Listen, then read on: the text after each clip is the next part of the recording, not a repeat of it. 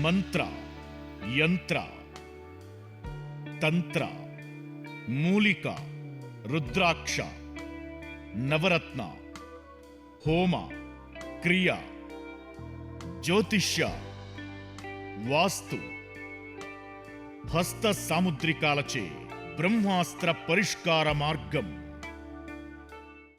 శ్రేయం గురుదత్త. ఆత్మీయులందరికీ స్వాగతం. ఒకరు నా దగ్గరికి రావడం జరిగింది. ఒక కుటుంబం. వారు ఏం చెప్తున్నారంటే, నా కూతురికి గురుగారు మహా అంటే ఒక 25, 26 సంవత్సరాలు ఉంటాయి. ఈ ప్రయోగ విధానాల వల్ల చనిపోయింది. అతడు డైరెక్ట్‌గా ఒక గొడవ జరిగితే డైరెక్ట్‌గా చెప్పడం జరిగింది. మీ కుటుంబంలో ఎవరిని కూడా నేను ఉంచను చూడు అని. ఇది జరిగిన సంవత్సరంలోనే ఇది జరిగింది. అర్థం కావట్లేదు గురుగారు. ఇంట్లో మిగతా మగపిల్లలకు కూడా ఇబ్బందులు ఎదురవుతున్నాయి. ఏం చేయాలో తెలియట్లేదు. ఎక్కడికి వెళ్ళినా కూడా యాక్సిడెంట్ కానీ, లేకపోతే పాములు వెంటపడడం గానీ, కలలు గానీ, ఇలా చాలా ఇబ్బందికరమైనటువంటి పరిస్థితి ఏర్పడుతుంది గురుగారు అని చెప్పేసి, ఇక అతడు చాలా తిరగడం మొదలుపెట్టాడు. తిరిగి, తిరిగి, తిరిగి, తిరిగి ఎక్కడికి పోయినా కూడా తగ్గిచ్చేసుకోవడము, కొద్ది రోజులకు అది మళ్ళీ రావడము, మళ్ళీ తగ్గించుకోవడము, మళ్ళీ రావడము. మంచి మంచి వారి దగ్గరికి వెళ్ళినా కూడా మాకు ఈ సమస్యలు తప్పట్లేదు గురుగారు. ఇక చివరికి ఇదంతా ఏంటో ఈ విద్య తెలుసుకొని నేర్చుకుంటే బాగుంటుంది కదా! అనేటువంటి ఉద్దేశ్యంతోని మా పిల్లలకు నేను చెప్పడం జరిగింది అని చెప్పేసి వాళ్ళందరూ అడగడం జరుగుతుంది. ఏమంటారంటే, సమస్యలు ఇంత ఘోరంగా ఉన్నాయి. వాళ్ళు బాణామతి చేతబడని ఎక్కడికి వెళ్ళినా చెప్తున్నారు. మరి వాటిని తట్టుకోవాలి అంటే ఇక మేము గూడా అవే నేర్చుకుంటే బాగుంటుంది అనేటువంటి విధంగా రావడం జరిగింది. వాస్తవంగా ఏంటంటే, ఇప్పుడు వీరేమనుకున్నారో అక్కడికి, ఇక్కడికి వెళ్ళినప్పుడు మన మధ్య చేతబడి ఇలాంటి చిల్లంగి ఏదో చెప్పడం జరిగింది. ఇదే అనుకుంటున్నారు. కానీ ముందు వీటిని పంపి వెనుక చేసేటువంటి ప్రక్రియలు చాలా శక్తివంతమైనటువంటివి ఉంటాయి. అంటే ఒక అవగాహన పూర్తిగా లేకుండా ఒక విద్య కనుక నేర్చుకున్నట్టయితే, దానికి కొంత సమయం తీసుకోవడం జరుగుతుంది. అలాగే ద్రవ్యము ఖర్చవుతుంది. అలాగే ఇంకా బయట వ్యవహారాలు కూడా అంటే వీటిపైన ఒక 6 నెల్లో కొద్ది రోజులు మనం వీటిపైన కాన్సంట్రేట్ చేయాల్సిన అవసరం ఉంటుంది కాబట్టి, మిగతా పనులన్నీ కూడా కొంచెం పక్కన పెట్టాల్సిన పరిస్థితి ఉంటది. సరే కుటుంబంలో ఇంకెవరైనా చూసుకుంటే చూసుకోవచ్చు. అది వేరే విషయం. అయితే ఇంత శ్రమపడి నేర్చుకున్న తర్వాత మరి వీరికి ఆ విద్య సరిపోకపోతే ఏంటి పరిస్థితి? అంటే వాళ్ళు చాలా కన్‌ఫ్యూజింగ్‌లో ఉండడం జరిగింది. ఇక అందుకని అయితే నేను చాలా వీడియోలలో నర్మగర్భంగా అక్కడక్కడ ఇది చేసుకోవాలి, ఈ విధంగా ఉండాలి, ఇలాంటి విద్యలు నేర్చుకోవాలి అని చాలా విధంగా చెప్పడం జరిగింది. కానీ ఆ పూర్తి స్థాయిలో జనాలకు అర్థం కావడం లేదు. ఎందుకంటే రకరకాలైనటువంటి వ్యక్తులు రకరకాలుగా చెప్తుంటారు. ఈ వీడియోలన్నీ చూసేసి ఆ మైండ్ అంతా కూడా అంటే ఒక క్లారిటీగా రావడం లేదు. దీనికోసమే ఈ శక్తివంతమైనటువంటి విధంగా మీకు చెప్పడం జరుగుతుంది. ముఖ్యంగా విద్యలు నేర్చుకోవాలి అని అనుకునేవారు, ఇక్కడ ఎదుటి వాళ్ళకు మంచి విద్యలు నేర్చుకోవడము 2 విధాలుగా ఉంటది. ఒకటి మీ వరకు మీరు నేర్చుకుంటారు. దీనివల్ల మీ కుటుంబానికి మీరు పరిపూర్ణంగా రక్షణగా ఉంటారు. మీ కుటుంబం మొత్తానికి మీరే శ్రీరామ రక్షగా ఉంటారు. ఎవరు ఏం చేసినా కూడా ఏమి కాకుండా మీరు చూసుకుంటారు ఒకటి. మీకు ఎవరైనా బాగా ఇబ్బంది పెడుతున్నారు, వారి వల్ల మీకు చాలా చాలా ఇబ్బందుల పాలవుతున్నారు అని అనుకున్నప్పుడు మీ చేతిలోనే విద్య ఉంటుంది కనుక వారి అంతు చూసేటువంటి ప్రక్రియను మీరు మొదలుపెడతారు. అర్థమైంది కదా! సో, ఇది ఈ విధంగా ఉంటుంది. ఇది ఒక కుటుంబం గనుక నేర్చుకున్నట్టయితే ఈ విధంగా. ఇక కుటుంబం కాకుండా అంటే ఒక కుటుంబంలోని వ్యక్తి తన కుటుంబం కోసము కాకుండా ఇతరులకు కూడా సపోర్ట్ చేయడము, ఈ సపోర్ట్ చేయడము అనేటువంటి విధానంలో 2 ఉంటాయి. మంచి ఉంటుంది, చెడు ఉంటుంది. వారెవరో వచ్చేసేసి మాకు ఈ విధంగా వాళ్ళు ఇబ్బంది పెడుతున్నారు కాబట్టి మనం కూడా ఇబ్బంది పెట్టాల్సిందే అని కూర్చుంటారు. ఇలా అనుకున్నప్పుడు ఇక దీన్ని ఒక వృత్తిగా స్వీకరించాలి అని అనుకునేటువంటి వారు తెలుసుకోవాల్సినటువంటి ముఖ్యమైనటువంటి విషయం ఏంటంటే, ఎలాంటి విద్యలు నేర్చుకోవాలి అని అనుకున్నప్పుడు ఇందులో 2 రకాల విద్యలు ఉంటాయి. వాస్తవంగా సరే మనం 2 రకాలుగా వర్గీకరణ చేయొచ్చు. ఒకటేమో పిశాచ విద్యలుంటాయి. మీరేం చేస్తారంటే, ఈ పిశాచ విద్యలలో రక్త పిశాచి ఉంటుంది. ఇలా రకరకాలుగా ఉంటాయి. తర్వాత ఆత్మలు కోరిక తీరనటువంటి ఆత్మలుంటాయి. ప్రేతాత్మలు అంటాం గదా! అవి ఉంటాయి. వాటి కోరిక తీరవు. అలా కోరిక తీరకుండా ఇది ఇంకొక జన్మ కోసం వెళ్ళవు. అలా వెంపర్లాడుతూ అలా తిరుగుతూ ఉంటూ ఉంటాయి. అలాంటి వాటిని ఆ ఉక్రోషంలో, ఆవేదనలో ఉండేటువంటి వాటిని వీరు వాటిని పట్టి వీరి యొక్క కామ్యాలకు ఉపయోగించుకోవడం జరుగుతా ఉంటుంది. ఇవి ఎక్కువగా చెడు కోసమే ఉపయోగించుకోవడం జరుగుతది. ఇందులో చెప్పాను కదా!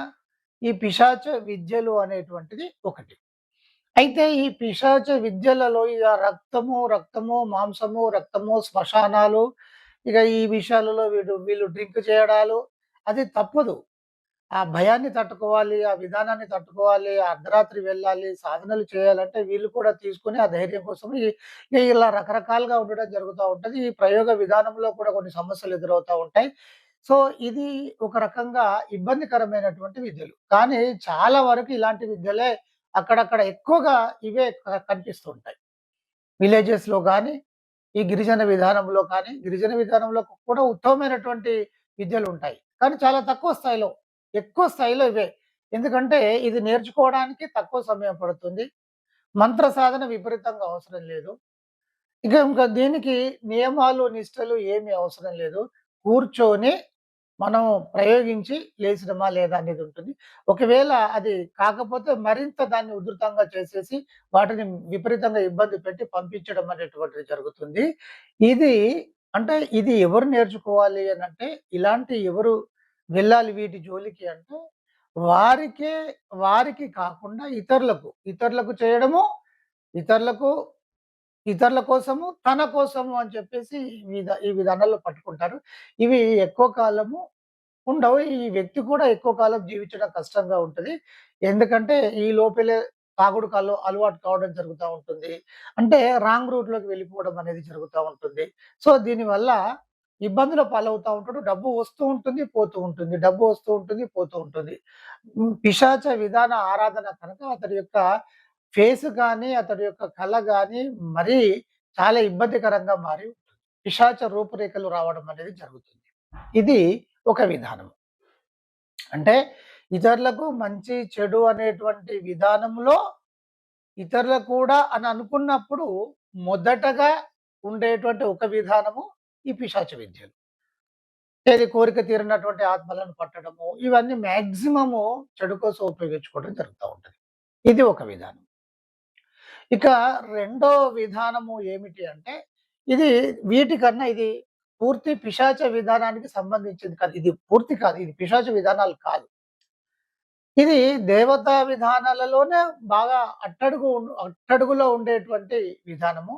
వీటిలో బాణామతి, చిల్లంగి, పుత్తెలి ఇలాంటి విధానాలుంటాయి. ఇవి మంత్ర విధానాలు.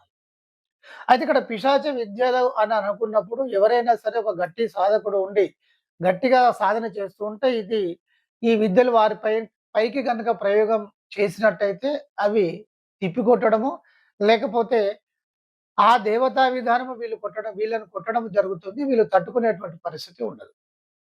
ఇవి పూర్తిగా ప్రొటెక్షన్ ఇవ్వలేవు. ఇక రెండవ విధానం ఏమిటంటే చెప్పాను కదా! బాణామతి, చిల్లంగి, పుత్తెలి ఇతరత్రా ఉంటాయి. బాణామతి అనేటువంటి విధానానికి వచ్చినట్టయితే ఈ బొమ్మలతో చేయడం జరుగుతుంది. ఈ కట్టె బొమ్మలు ఇలాంటివి ఉంటాయి.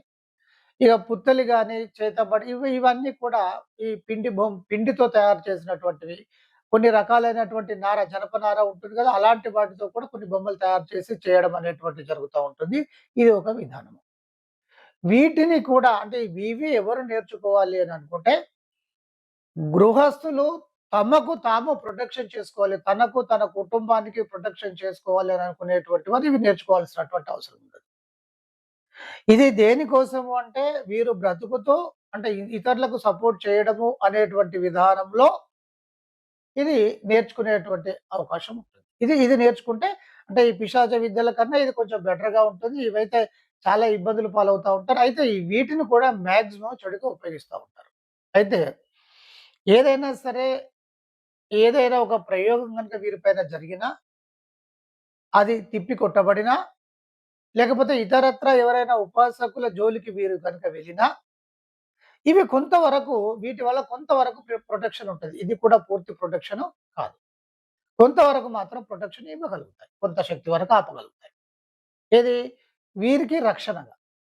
ప్రయోగం అనుకున్నప్పుడు ఆ ప్రయోగం ప్రకారం వీళ్ళు పంపించడము. సో, ఈ రకరకాలుగా ప్రయోగములంటే మాక్సిమం చెడు అనేటువంటిది ఉంటది. దీనికోసం ఎక్కువగా ఉపయోగించుకోవడం జరుగుతా ఉంటది. అలాగే భార్యాభర్తలు ఈ గొడవలు ఇతరత్రా అయినప్పుడు కూడా ఈ విధానం అయితే అన్నిట్లలో ఉంటుంది. అన్ని విధానాలలో కూడా కలిపేటువంటి విధానం ఉంటుంది. సరే ఇది పక్కన పెట్టినట్టయితే ఈ ఈ విధానంలో ఈ బాణామతి, చిల్లంగి విధానంలో కూడా ఈ డ్రింక్ చేయడము, మధుమాంసాలు ఇది ఏందంటే వామాచార విధానంలో ఎక్కువగా ఉంటుంది. మాక్సిమం వామాచార విధానంలోనే ఉంటుంది. కనుక ఇది కొంతవరకు ప్రొటెక్షను, ఇది కొంతవరకు పర్వాలేదు. కానీ వీటి వల్ల కూడా ఇబ్బంది అనేటువంటిది జరుగుతా ఉంటది. ఎందుకంటే ఎప్పుడు ఈ వామాచార విధానము, ఈ పంపించడం ఇతరులకు అని అనుకున్నప్పుడు ఒక పాయింట్ మీరు గుర్తుపెట్టుకోవాలి. ఇప్పుడు ఇతరులకు మనము మంచి చేయడము, చెడు చేయడము ఇలా ఏదో ఉంటది. ఈ రెండే ఉంటాయి. Good, bad. ఇంకా ఏముంటది ప్లస్, మైనస్. అయితే ఈ 2 విధానాలలో మీరు ఒక వ్యక్తి వస్తాడు. ఆయన కర్మ ఆయన అనుభవిస్తా ఉంటాడు. గత జన్మలో ఆయనకి ఏదో గొడవలు జరుగుతా ఉంటాయి. లేకపోతే ఏదో సమస్యలలో కూరుకుపోయి ఉంటాడు. ఆ సమస్యకు కారణము అతడే అయ్యుండొచ్చు. నక్షత్ర గ్రహ దోషాలు అయ్యుండొచ్చు. ఇంకేదన్నా కావచ్చు. అంటే అతడు కర్మను అనుభవిస్తున్నాడు. అతడు కర్మను అనుభవిస్తున్నప్పుడు ఈ ఈ విద్యా విధానం ద్వారా అతనికి మనం సపోర్ట్ చేయడం జరుగుతుంది. జరిగినప్పుడు ఏమవుతుంది? అతడు అనుభవించాల్సినటువంటి కర్మ అంటే అతని పైన పడాల్సినటువంటి దెబ్బ మనం అడ్డుపడుతున్నాం కాబట్టి మన పైన కూడా పడడం అనేది జరుగుతుంది. కనుక ఇతరుల యొక్క విధానాలు, ఆ కర్మ విధానాలు వీళ్ళకి అంటుకొని వీరికి కూడా ఇబ్బంది అయ్యేటువంటి పరిస్థితి ఉంటుంది. చాలా మందికి ఈ విషయం తెలియదు. వీటిని పట్టించుకోరు. అందుకని చాలా ఇబ్బందులు పాలవుతా ఉంటారు. అయితే దీని నిర్మూలన విధానం వేరే ఉంటుంది. కర్మ ప్రక్షాళన లేకపోతే ఇలాంటియన్నీ కూడా తీసుకున్నప్పుడు ఆ నిర్మూలన చేసేటువంటి విధానము ఇవి ఒక ప్రత్యేకమైనటువంటి కొన్ని పద్ధతులుంటాయి. అవి గనక చేసుకుంటూ వెళ్తే అసలు ఇబ్బందుండదు. అయితే పిశాచ విధానం మాత్రం ఎప్పటికైనా కూడా ఇబ్బందికరమైనటువంటి విధానమే. ఇక బాణమతి ఇవన్నీ కూడా కొంత వీటికన్నా బెటర్. కొంత శక్తివంతంగా మీకేదన్నా సమస్యలొస్తే ఆపుతాయి. కానీ ఇక్కడేంటంటే వీటికి కూడా ఈ తాగడము అనేటువంటిది మీరు మొదలు పెడతారు కనుక అది ఇబ్బంది అనేటువంటిది వ్యక్తిగతంగా ఉండేటువంటి అవకాశం ఉంటది. ఈ ఈ అంటే ఇతరులకు అని అనుకున్నప్పుడు ఎక్కువగా ప్రాచుర్యంలో ఉండేటువంటి విధానము, ఎక్కువగా అందరూ నేర్చుకోవడానికి ముందుకు వెళ్ళినటువంటి విధానం అంతా కూడా ఈ 2 విధానాలలోనే ఉంటాయి. ఇక దీని తర్వాత ఏమిటి అనేటువంటిది మనం నెక్స్ట్ వీడియోలో చూస్తాం. అందరికి బ్లెస్సింగ్స్. మంత్ర, యంత్ర, తంత్ర, మూలిక, రుద్రాక్ష, నవరత్న, హోమ, క్రియ, జ్యోతిష్య, వాస్తు, హస్త సాముద్రికాలచే బ్రహ్మాస్త్ర పరిష్కార మార్గం